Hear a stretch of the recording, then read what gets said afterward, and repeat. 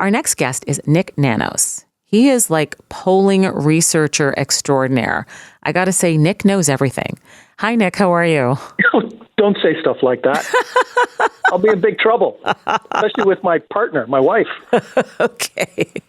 I will never say that again. I'm so sorry.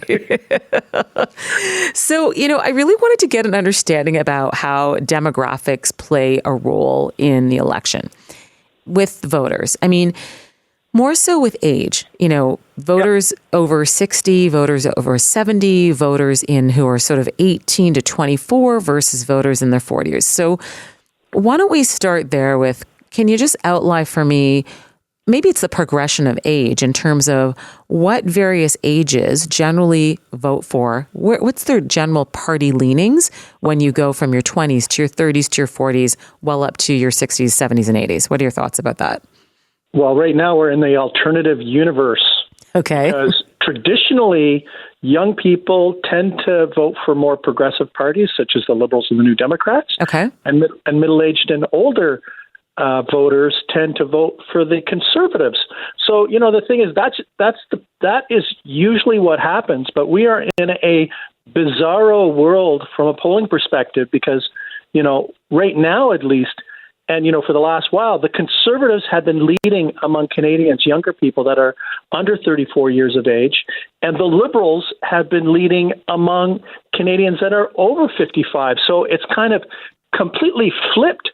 And I think a lot of this has to do with the fact that, say, for example, the Conservatives, Pierre Poilievre and the Conservatives have been rightly focused on the cost of living.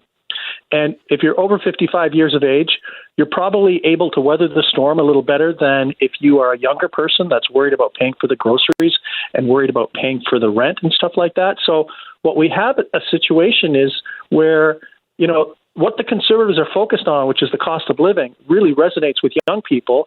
And for older folks, they're like, hey, it's not too bad. The mortgage is under control, or they don't have a mortgage and they're just coasting on their retirement. Interesting. So then let's talk about demographics in terms of who is bigger. So I remember I want to say a million years ago, but it was a long time. David Foote wrote this book about demographics, and we talked about the boomer generation being so large. So in terms of, as you're saying, these parties are focused on different people, but I guess who has more people? Those, are there more 60-something and aboves, or are there more 20, 30, 40-somethings out there? Yeah, not as many 20, 30, and 40 somethings. And the other thing that's really important to remember is that younger people are less likely to vote than older individuals. So, the thing is that, if you're a boomer, you basically you punch above your weight politically because you're a significant proportion of the population, but then also you're much more likely to vote. And, that's why, getting young, for the Conservatives at least, if they're looking at numbers like this, they're like, okay, so, we've got a 10-point advantage among younger Canadians. The Conservatives have to devise strategies in order to deliver those individuals and make sure that they can get out to vote. But then, so if a party, let's say the Liberals, are targeting more older people, and those older people are more likely to get out and vote, and there's more of them, doesn't that mean that maybe the Conservative Party needs to switch gears a little bit to try to attract some of those people? Yep. How's that for a long answer? You are absolutely correct. The thing is that, we do know that people are struggling to pay for the bills, and there's a lot of empathy. Even for older Canadians, they're worried about whether their kids or grandkids will be able to, have a certain standard of living that they had. So, there is a lot of sympathy across the board. But, the thing is that right now it seems that, for middle-aged and older Canadians are much more likely to be focused on Donald Trump and the United States and wondering what it means for the future of Canada from an economic perspective. Right. And, for Pierre Poilievre, he's got to catch up and pivot to that. Because if not, I think he's basically, his current strategy could probably deliver his core vote, but it's not a growth strategy. And, the polling also suggests that, among middle-aged voters, that it's quite competitive between the Liberals and the Conservatives. And so, yeah, let's speak to the polling because, back in the fall, it was, Pierre Poilievre's party was going to win by a landslide. The Liberals were going to be decimated. And now things have changed. Now we see the polling as neck and neck. But then I guess my, suspicious mind goes, is that true? Is that actually going to happen? Because now we still have at least another 4 weeks until Election Day. Yeah.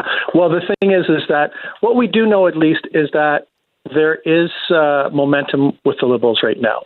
Whether that continues, it's hard. It's really, no one really knows what will happen because, the voting day is not for, a little less than a month from now.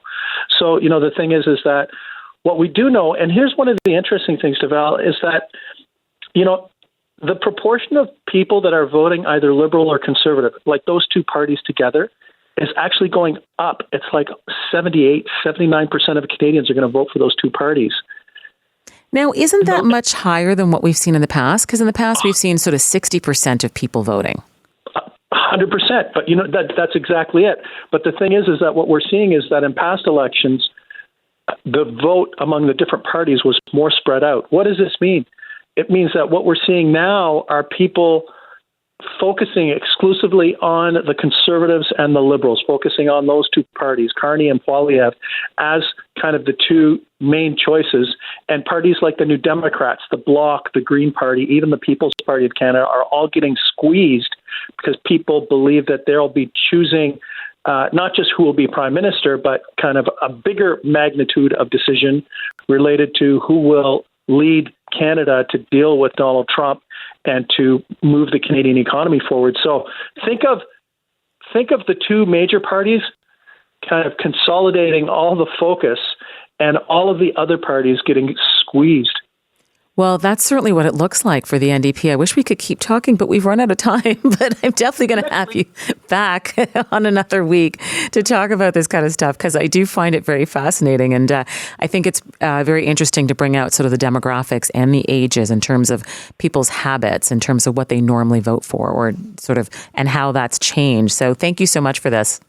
See you, Deval. Bye-bye. Thanks a lot. And I won't say Nik knows everything. So thanks a lot for joining us. That was Nik Nanos from Nanos Research, just giving us some insight about demographics and how that plays into our election voting and how people are being targeted and not targeted and who usually shows up at the polls.